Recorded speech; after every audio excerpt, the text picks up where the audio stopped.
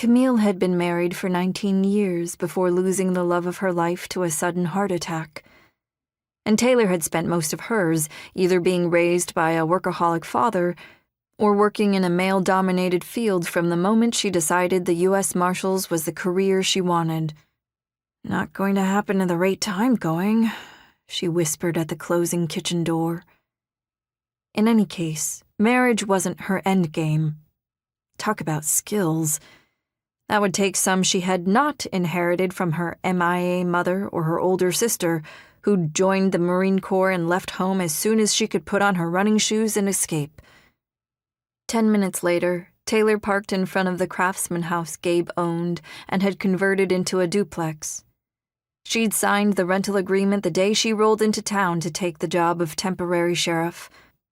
Before the ink had dried on the paper, her new landlord had been very polite, but firm. He did not date his tenants. Arrogant man. But she'd appreciated his honesty since, at the time, she had troubles of her own and wasn't looking for a temporary romantic involvement. And speak of the devil, Gabe parked his Jeep behind her truck. Camille was spot on. Taylor had to admit the man had the goods. With chestnut hair cut short and dark brown eyes sporting a sexy sense of humor in triplicate, the rumors had to be true. Irresistible charm coupled with the touch-me cleft in his chin and a light growth of beard he never quite shaved smooth. His dating card most certainly had a wait list. Taylor resisted fanning her face. She wasn't one of his dating bunnies, and getting in line wasn't on her must-do list. Gabe Adams was every woman's fantasy. Just not hers. He frowned at the bag in her hands. The line between his dark brows smoothed into a clarity that had her teeth grinding. "Want to talk about the latest disaster?"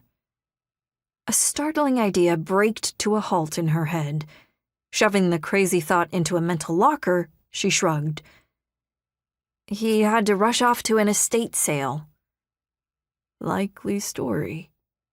"That's what I thought," she muttered, giving in to his charming smile. Wrapping an arm around her shoulder, he eased her onto the porch. "Come in and tell Doc Adams all about it."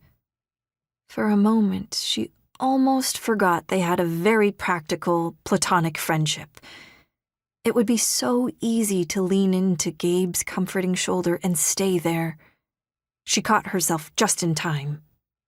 From the moment she'd taken her first steps as a child, she'd been taught to stand on her own 2 feet.